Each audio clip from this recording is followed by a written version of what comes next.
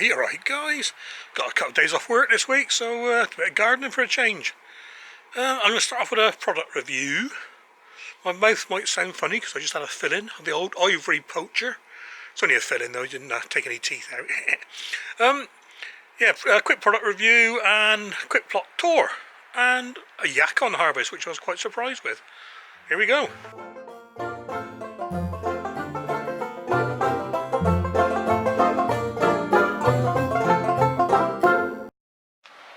Right, I saw this online, so I bought a couple.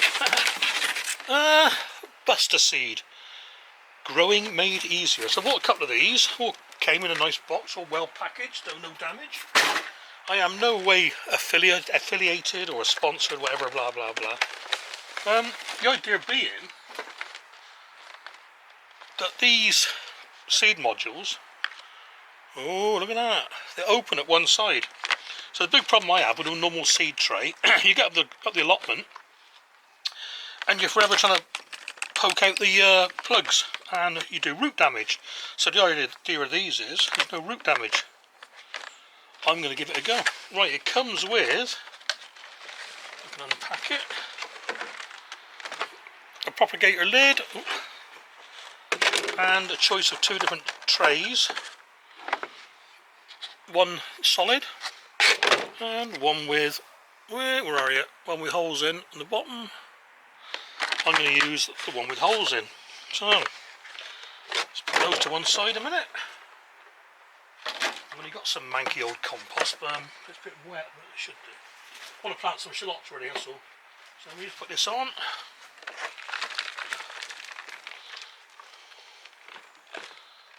Like I say, it's only for shallots, just get them started really.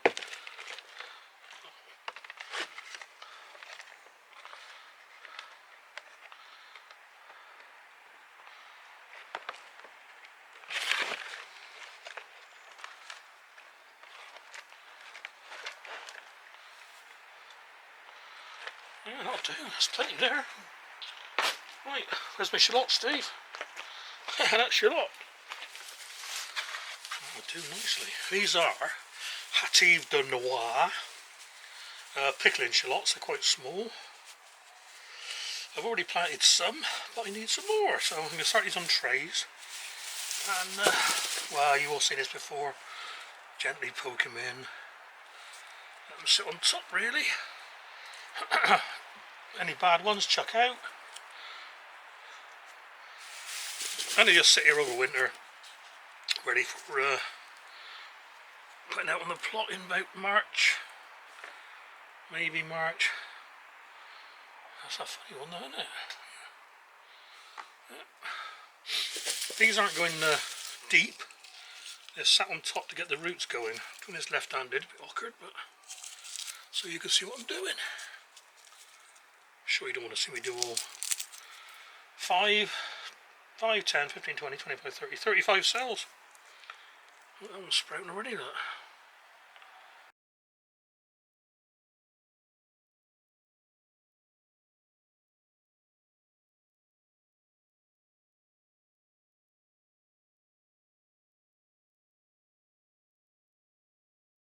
There we are. 10 left, so what I'm going to do, I'm going to get some of my bigger shallots to put in there. Oh, yeah. You may recognise these from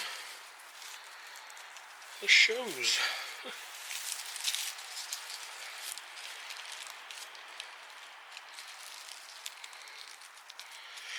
Take the raffia off. A bit small really, but get them going.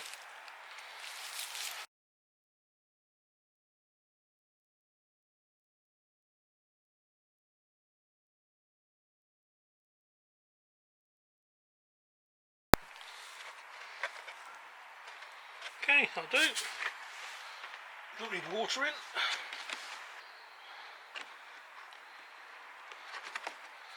So, and I'll keep them somewhere cool. Not sure where yet. No room anywhere. But there we go.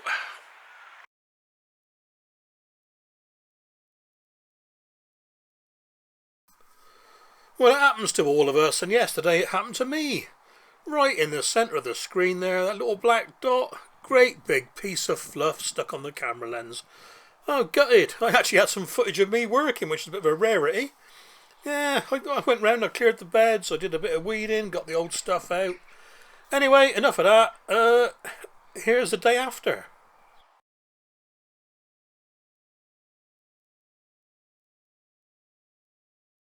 So, to quote Winston Churchill, all men make mistakes.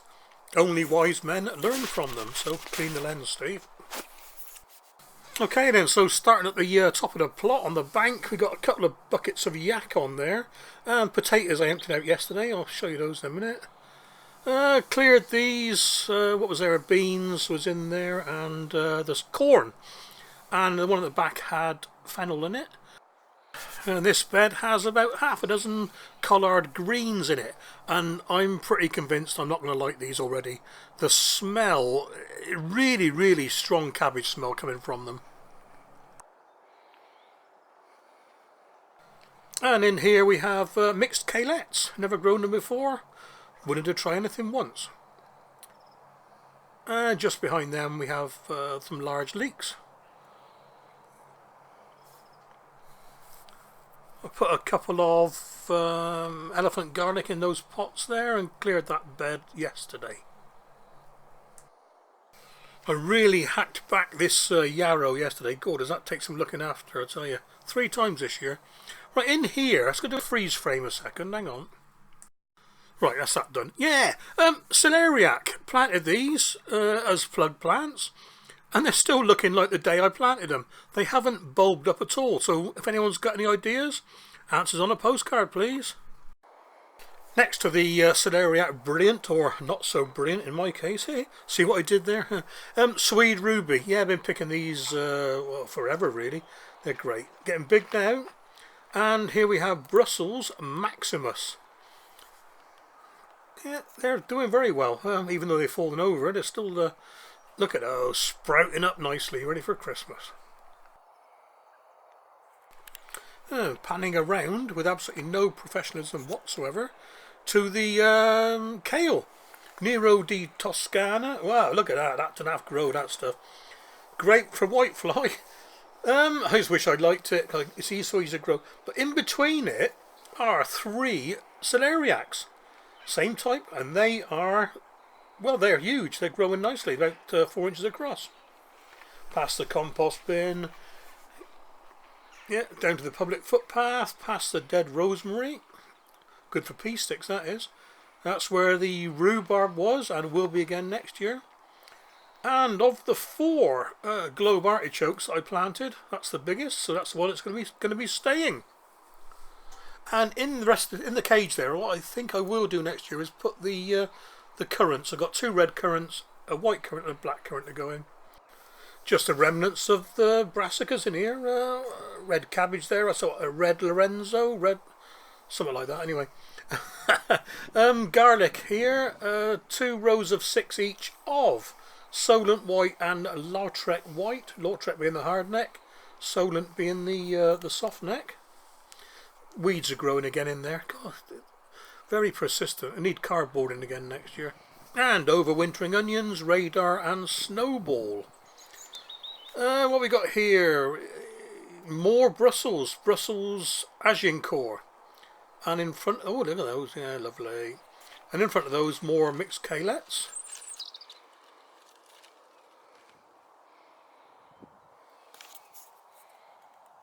You could just about see the kalettes starting to form there, look.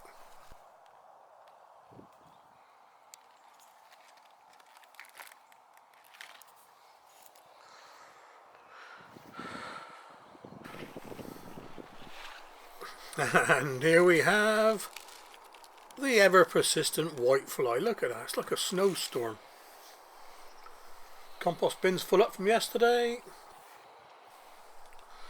2 lots of cauliflower in this bed, all meshed up. They are Aylesmere and North Foreland in this one. Leek Armour in this one. Need weeding again, but not too desperate. Cleared that one there. Oh look, an animal's been in there already.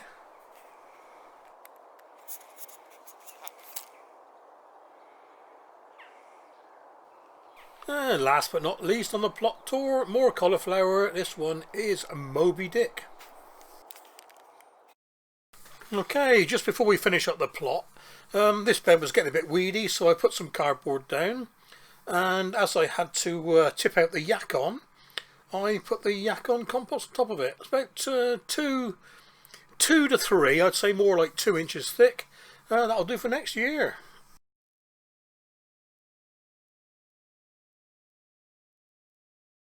Well, here's me Yacon harvest. 4 plants, 4 rhizomes. Is that right? Is that a good harvest? I don't know. Well, I mean, huge some of these though. Look at that. Crikey. Actually, I'm going to weigh these in a minute. Now I need dried off. Had to get the dirt off them because don't I get. When I was up there yesterday, we had 2 buckets of spuds. Most of them had gone scabby, but these here, again, huge potato. That's Ramos, and here is one of the turnips. Christ, that's heavy. Not turnip, one of the Swedes. Oh, I'll get these all in a minute before it goes frosty tonight. So yeah, I'm well chuffed with these. It's the first year, so the broken ones, there's a few. Couldn't help it really. Here's one there. I'll be using those in a root vegetable bake sometime this week. Might even film it, never know. Well, thanks for watching, guys. I hope you enjoyed it. Click the bell icon and you'll get updates when I upload. And why not subscribe? Take care.